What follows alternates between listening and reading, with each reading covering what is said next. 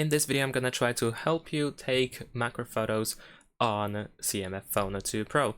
So unfortunately, this camera on this phone does not have a dedicated macro photo option. There is no macro button, there is no macro zoom or dedicated macro mode or anything like that.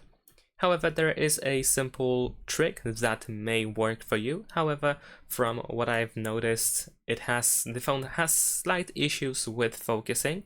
But usually what you can do is you can keep the distance between the subject and the phone. So once you have a certain distance, then you can try to zoom in.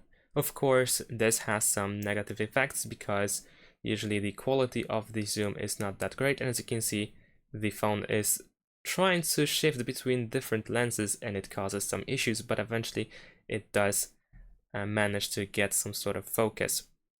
And you can try to zoom in until you get the quality, as long as you get the correct quality, but as you can perhaps notice, the quality or the focus is kind of not working properly, as I mentioned. So this is the general idea. You want to keep the distance between the object and the camera in order to then use the camera zoom, and usually this is how we can work around no dedicated macro mode.